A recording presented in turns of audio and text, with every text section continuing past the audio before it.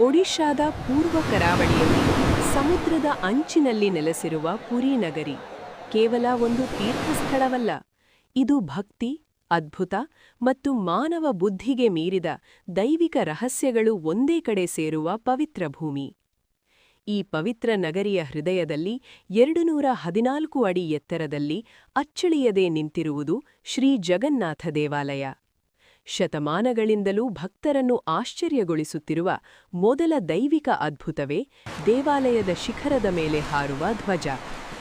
ಗಾಳಿ ಯಾವ ದಿಕ್ಕಿನಲ್ಲಿ ಬೀಸಿದರೂ ಆ ಧ್ವಜ ಸದಾ ಗಾಳಿಗೆ ವಿರುದ್ಧವಾಗಿ ಹಾರುತ್ತದೆ. ಪ್ರತಿದಿನ ಸಂಜೆ ಈ ಧ್ವಜವನ್ನು ಬದಲಾಯಿಸಲಾಗುತ್ತದೆ.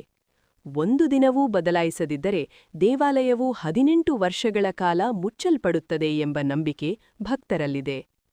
ಇನ್ನೊಂದು ಅಚ್ಚರಿಯ ಸಂಗತಿ, ಇಷ್ಟು ಎತ್ತರದ ದೇವಾಲಯವಾಗಿದ್ದರೂ ಅದರ ಗೋಪುರಕ್ಕೂ ಮೇಲಿರುವ ಸುದರ್ಶನ ಚಕ್ರಕ್ಕೂ ದಿನದ ಯಾವುದೇ ಹೊತ್ತಿನಲ್ಲಿ ನೆಲದ ಮೇಲೆ ನೆರಳು ಬೀಳುವುದೇ ಇಲ್ಲ. ಸೂರ್ಯ ತನ್ನ ದಿಕ್ಕು ಬದಲಾಯಿಸಿದರೂ ಈ ಅದ್ಭುತ ಮಾತ್ರ ಶತಮಾನಗಳಿಂದ ಅಚಲ. ದೇವಾಲಯದ ಶಿಖರದ ಮೇಲಿರುವ ಸುದರ್ಶನ ಚಕ್ರವನ್ನು ಪುರಿಯ ಯಾವುದೇ ದಿಕ್ಕಿನಿಂದ ನೋಡಿದರೂ ಅದು ನಮ್ಮತ್ತಲೇ ನೋಡುತ್ತಿರುವಂತೆ ಕಾಣುತ್ತದೆ.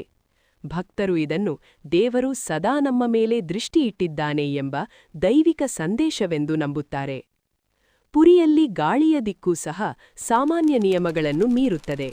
ಹಗಲಿನಲ್ಲಿ ಗಾಳಿ ಭೂಮಿಯಿಂದ ಸಮುದ್ರದತ್ತ, ಸಂಜೆಯ ವೇಳೆಗೆ ಸಮುದ್ರದಿಂದ ಭೂಮಿಯತ್ತ ಬೀಸುತ್ತದೆ. ಇನ್ನೂ ಅಚ್ಚರಿಯೆಂದರೆ ಜಗನ್ನಾಥ ದೇವಾಲಯದ ಮೇಲೆ ಯಾವುದೇ ಹಕ್ಕಿಗಳು ಹಾರುವುದಿಲ್ಲ, ಕುಳಿತುಕೊಳ್ಳುವುದಿಲ್ಲ. ಅದಕ್ಕಾಗಿಯೇ ವಿಮಾನಗಳಿಗೂ ಈ ದೇವಾಲಯದ ಮೇಲೆ ಹಾರಲು ಅನುಮತಿಯಿಲ್ಲ. ಪ್ರತಿದಿನ ಸಂಜೆ ಧ್ವಜ ಬದಲಾಯಿಸಲು ಪೂಜಾರಿಗಳು ಯಾವುದೇ ಸುರಕ್ಷತಾ ಸಾಧನವಿಲ್ಲದೆ ತಲೆಕೆಳಗಾಗಿ ದೇವಾಲಯದ ಶಿಖರಕ್ಕೆ ಏರುತ್ತಾರೆ.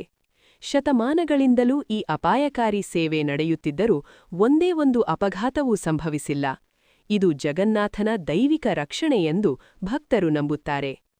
ಜಗನ್ನಾಥ ದೇವಾಲಯದ ಅಡುಗೆ ಮನೆ ವಿಶ್ವದಲ್ಲೇ ಅತಿದೊಡ್ಡದು. ಪ್ರತಿದಿನ ಸಾವಿರಾರು ಭಕ್ತರಿಗೆ ಮಹಾಪ್ರಸಾದ ಇಲ್ಲಿ ತಯಾರಾಗುತ್ತದೆ. ಅಚ್ಚರಿಯೆಂದರೆ ಪ್ರಸಾದ ಎಂದಿಗೂ ಕಡಿಮೆಯಾಗುವುದಿಲ್ಲ, ಒಂದು ಕಣವೂ ವ್ಯರ್ಥವಾಗುವುದಿಲ್ಲ.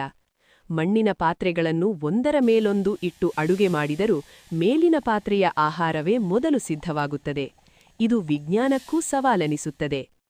ಸಮುದ್ರದ ಅಲೆಗಳ ಶಬ್ದ ದೇವಾಲಯದ ಹೊರಗೆ ಸ್ಪಷ್ಟವಾಗಿ ಕೇಳಿಸಿದರೂ ಸಿಂಹದ್ವಾರ ಪ್ರವೇಶಿಸಿದ ಕ್ಷಣವೇ ಆ ಶಬ್ದ ಸಂಪೂರ್ಣವಾಗಿ ಮಾಯವಾಗುತ್ತದೆ. ಮತ್ತೆ ಹೊರಗೆ ಬಂದಾಗ ಮಾತ್ರ ಅಲೆಗಳ ಗದ್ದಲ ನಮ್ಮ ಕಿವಿಗೆ ಬೀಳುತ್ತದೆ. ಪ್ರತಿ 12 ವರ್ಷಗಳೊಮ್ಮೆ ನವಕಲೆ